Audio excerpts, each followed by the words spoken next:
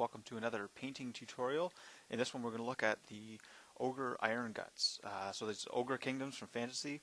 This is from the new codex, but these are older models, and this will be the first of many as I'm starting up a new army. So what you see here is 8 Ogre Ironguts, and I'll walk you through the painting process. So I'm going to stick with this this color scheme for the rest of my army. So most of the painting techniques will be just transferred over, maybe with a little bit of variation between units. So in general, flesh was started out with Teleran flesh, and then some Ogre and flesh wash, Devlin mud in the deep recesses, and then I used this rosy skin triad to do all the rest of the colors. For any leather bits, I use this triad here, so the oiled leather triad. For the pants, I use this set here. For all of the weaponry, I base coated with mahogany brown and then kind of stippled / dry brushed up to rust brown and then highlighted with chainmail. For some of the gray areas, so that's their beards, I use this gray, cloudy gray thing and then a bit of bad black wash at the end. For the wood bits, use this wood triad. For the base, I use these three earthy colors and dry brushed it up on top of sand sort of a base. And I also used some of the Army Painter tufts. GW has some of those coming out shortly, but I'm using the Army Painter ones for now. And for the stone on the weapons, I use the shadowed stone gray, weathered stone. Yeah, so let's walk through the process. So I started out with a dark brown spray base, and as you can see, I did the sand on the bases first, and that helps cut down some steps because I get to spray everything all at once. And so this is almost like a scorched brown sort of a base. Then what I'm doing is adding Teleran flesh on everything, so just the pretty sloppy coat there on all of the flesh areas, which is quite a bit on these guys. And also I'd like to note, you might notice this a bit later, but these models, some of them I bought used, and I had to strip them down, so there's going to be some remainders there, but for the most part, I think it worked out quite well. So I used just sort of a brake fluid as a cleaner. Okay, so now I've got my pants base coated. I've got my mahogany brown on all of the other bits there. There's that.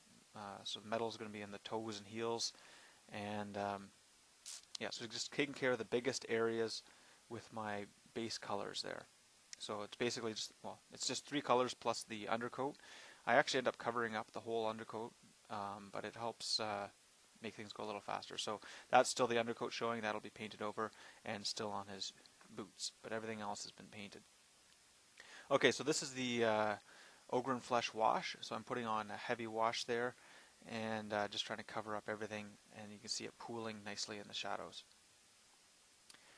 Here I am working my way up with those up to the rust brown on all of the metal areas. So it's just kind of a stipple / dry brush, because I want a nice uneven sort of color, but the dark color staying in the shadows.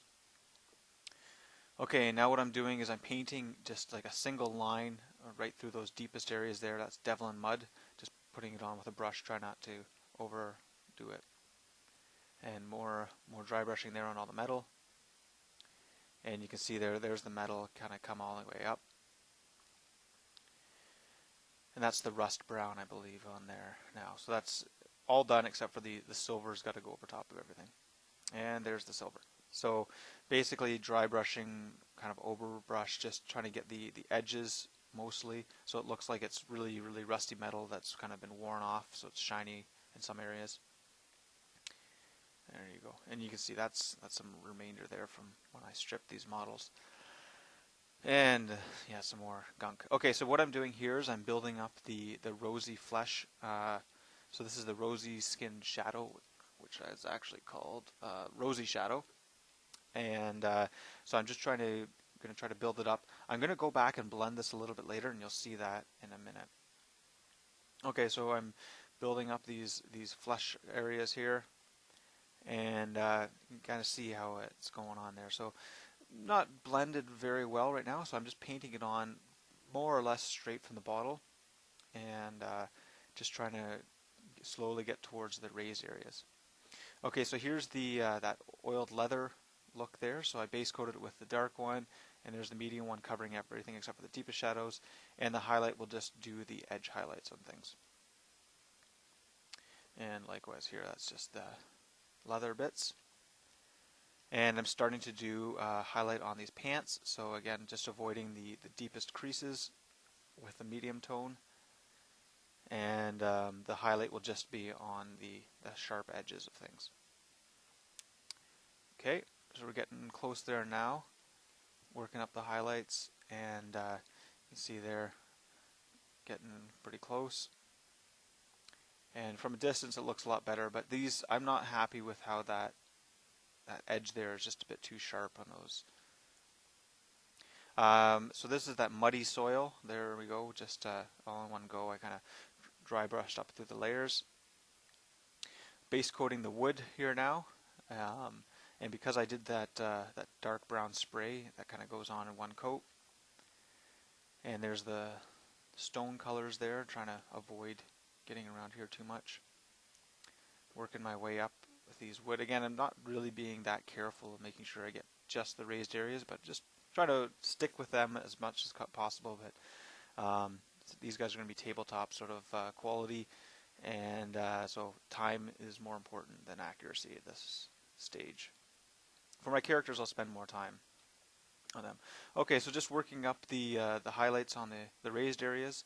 So again, with the Reaper Triads, the darkest one covers everything, the medium one covers sort of the middle area, almost everything except for the deepest shadows, and the highlight is just the edges. And there's those two. And there we go with the light areas on the blue. Again, just catching the edge highlights of things.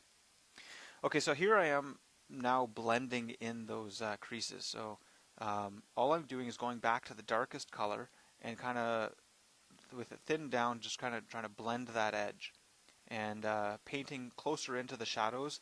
So I'm losing a bit of the shadow, but I think that it smooths out the colors a lot better. That's that leather highlight there. You can see just the edge highlights now, and there's the wood all done. And that's it. So I did a little bit of, I think I used Deneb stone on their teeth. Didn't bother highlighting that. I didn't show you, but I did their beards all black. So that's those grays and then a bad black wash. And that's about it. So painted up fairly quick. Oh, and then these tufts here, just a little bit of super glue and stuck 2 or 3 of them on each base. And I think that turned out nicely. I like the size of the bases on these guys. I think that works well with them. So I'm going to probably continue that through the rest of the army. Maybe mix up the colors because I have a bunch of different of the army painter ones that are different colors. I'll probably try out some of the GW ones once I get my hands on those and compare them to the army painter branded ones. And yeah, that's about it. So this unit of 8, I've got 2 more guys that I'll probably paint in another batch. Maybe to make it a unit of 10, but we'll see. I'm not sure exactly which unit I'm going to paint next, but feel free to go to my blog and add some comments if you have any suggestions which units. I've got I got one of the cannon lead. I got some lead belters all ready to go. I've got the cannon. I've got some just some ogre infantry. I've got a butcher. Lots of guys. So yeah, leave comments on my blog, and I'll respond to those, and maybe that'll influence what I paint next. Anyways, hope you enjoyed this tutorial, and check back for more. See you next time.